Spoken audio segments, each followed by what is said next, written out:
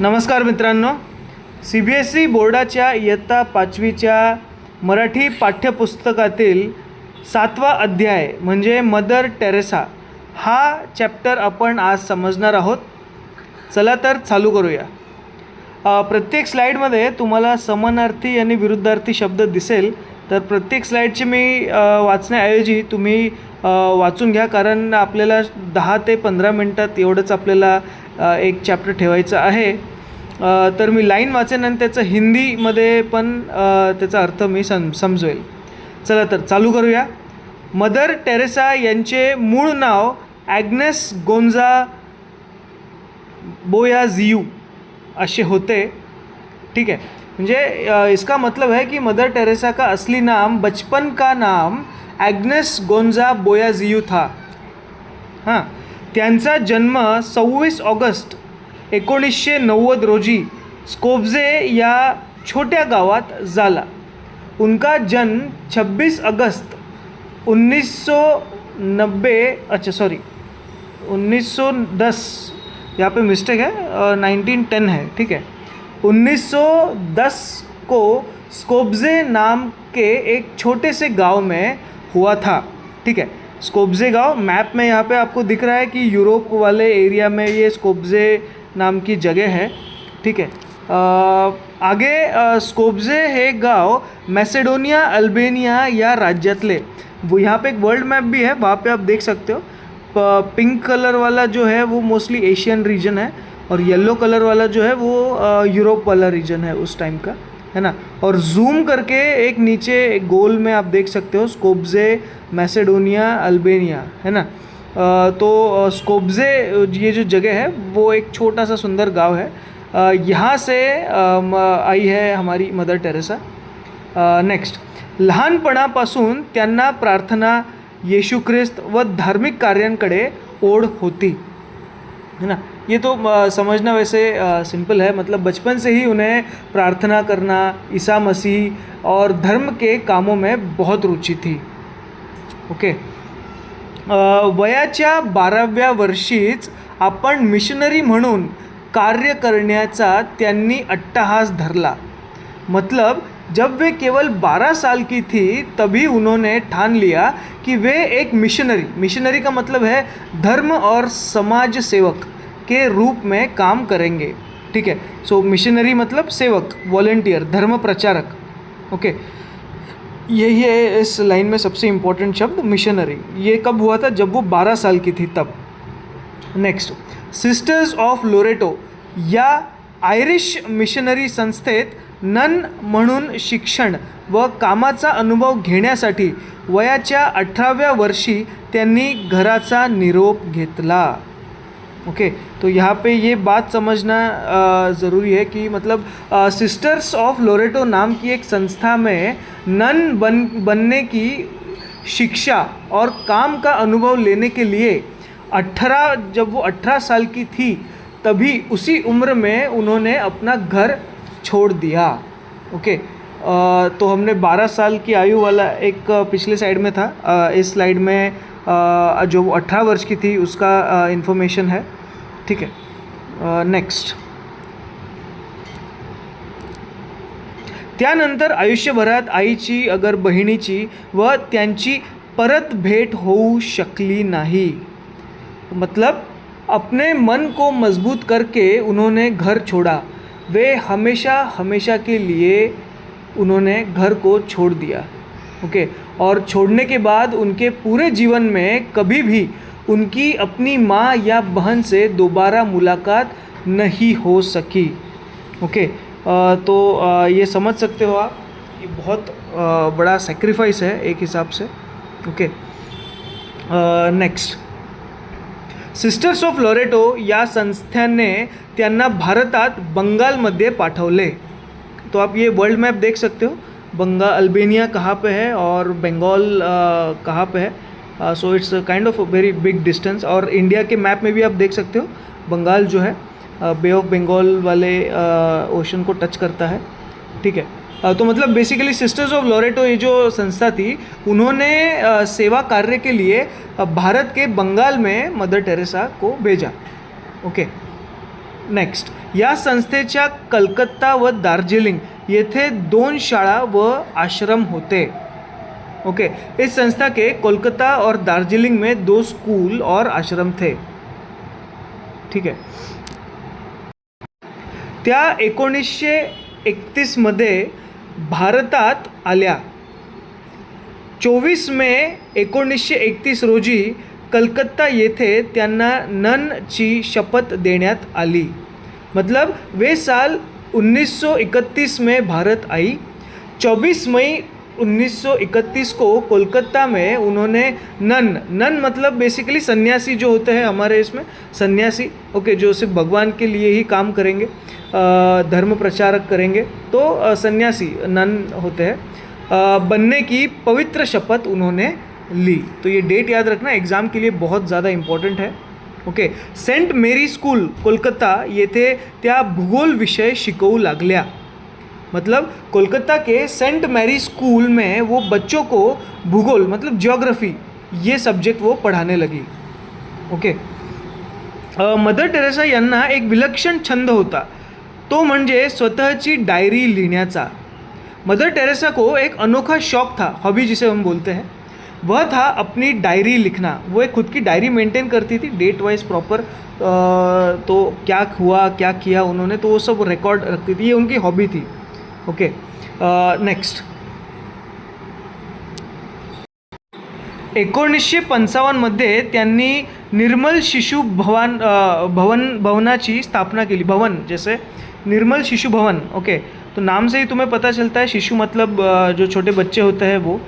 Okay, स्थापना केली. इसका मतलब है कि साल 1955 में उन्होंने बच्चों के लिए निर्मल शिशु भवन की स्थापना की. ओके, अब ये होता क्या है, ये करता क्या था. ओके, तो ये हम देखते हैं. कलकत्ताच्या अत्यंत गलिच्छ रोगराईने त्रस्त अशा झोपडपट्टीत मिशनरी काँग्रेशन स्थापन करून त्यांनी कार्यास सुरुवात केली. ओके, तो मतलब बेसिकली कैसा है कि कोलकाता की जो बेहद गंदी और बीमारियों से भरी झोपड़पट्टियाँ या झुग्गियाँ थी, उनमें जाकर उन्होंने सेवा का काम शुरू किया.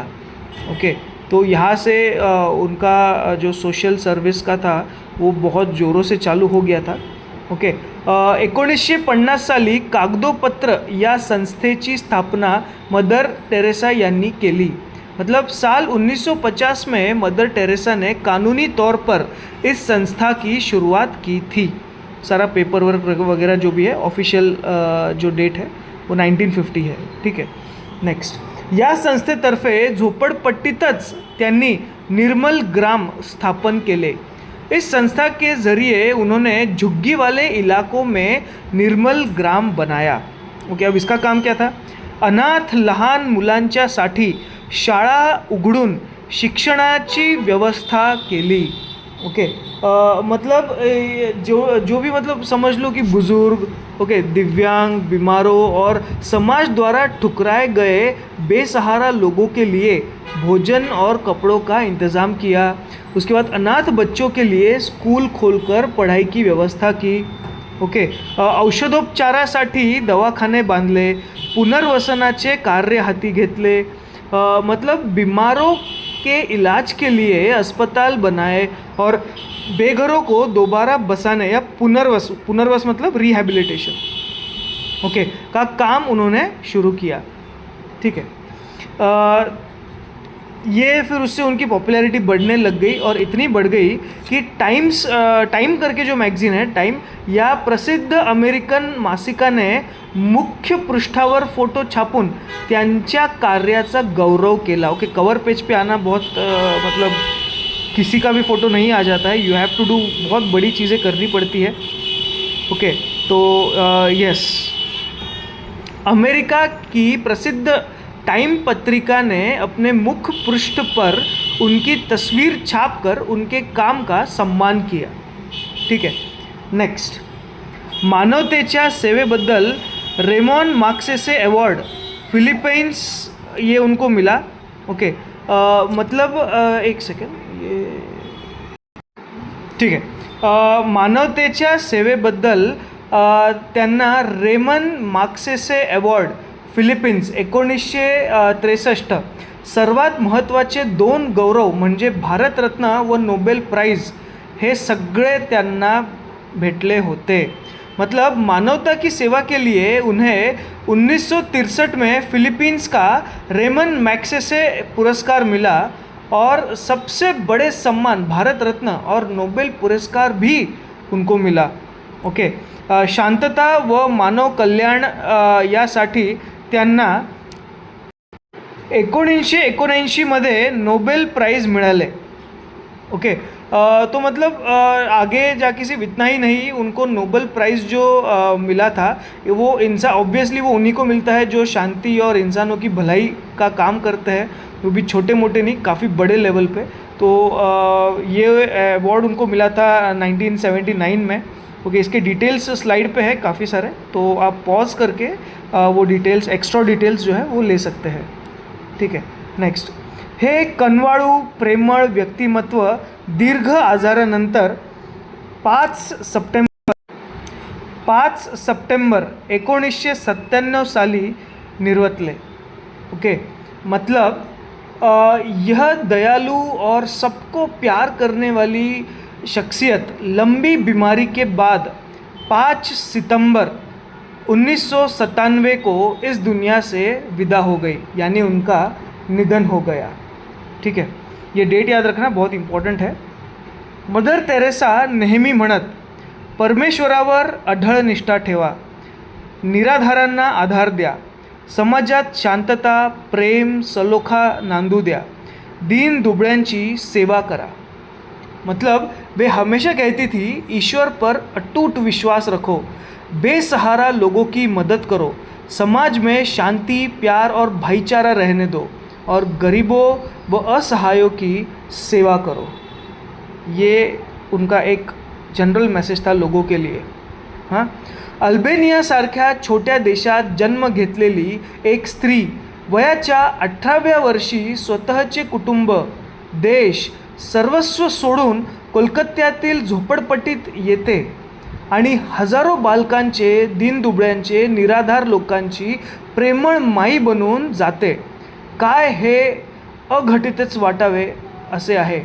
मतलब अल्बानिया जैसे छोटे देश में जन्मी एक महिला 18 साल की उम्र में अपना सब कुछ छोड़कर कोलकाता की एक झुग्गियों में आती है और हज़ारों अनाथों और गरीबों की प्यारी माँ बन जाती है. यह किसी चमत्कार जैसा और हैरान करने वाला लगता है. तो गाइज़ ये है बेसिकली मदर टेरेसा की छोटी सी स्टोरी. और भी बहुत कुछ है. इसके ऑटोबायोग्राफी भी है इनकी, तो आप एक्स्ट्रा नॉलेज के लिए देख सकते हैं. हर वीडियो के जैसे हमने इसमें फिल इन द ब्लैंक्स भी रखे हुए हैं और फिल इन द ब्लैंक्स के डायरेक्ट आंसर आपको टेक्स्ट बुक से ही मिल जाएंगे. सो इसके आंसर हमने यहाँ पे दिए हुए नहीं है. ओके. तो आप पॉज करके स्क्रीनशॉट ले सकते हैं. बट हमने जो 1 लाईन आन्सर आहे, एका वाक्यात उत्तरे लिहा, ह्याचे आम्ही प्रश्नाबरोबर उत्तरेसुद्धा दिलेली आहे.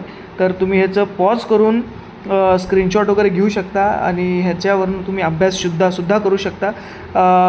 सो हे 20 प्रश्न आहे. तर ह्याच्याशिवाय अजून आम्ही 2 ते 3 वाक्यात उत्तरे लिहा हे सुद्धा आम्ही लगभग काहीतरी 12 प्रश्न आहेत, हे सॉल्व करून आम्ही इथे पेस्ट केलेले आहे. So you can also take the screenshot of this. Okay. आणि नेहमी व्हिडिओमध्ये नेहमीपैकी मी सांगतो की आमचं समग्र विद्या स्कूल हा जो चॅनल आहे, या व्यतिरिक्त आमचे अजून 2 चॅनलसुद्धा आहे, समग्र विद्या पायथन आणि समग्र विद्या ड्रोन. समग्र विद्या पायथनमध्ये आम्ही artificial intelligence, data learning, data science हे शिकवतो. समग्र विद्या ड्रोनमध्ये आम्ही ड्रोनचे बेसिक्स, ड्रोन नेमकी काय आहे, त्याच्यात काय काय असतं, किती प्रकार, गव्हर्मेंटचे रूल्स, त्याला उडवायचं कसं वगैरे वगैरे, हे थोडेसे बेसिक्स आम्ही शिकवतो एकदम सोप्या भाषेत. तर येस, पुढच्या व्हिडिओमध्ये आपण बघूया मराठी सब्जेक्टचा 2रा चॅप्टर, ह्याच्यानंतरचा चॅप्टर. तोपर्यंत धन्यवाद.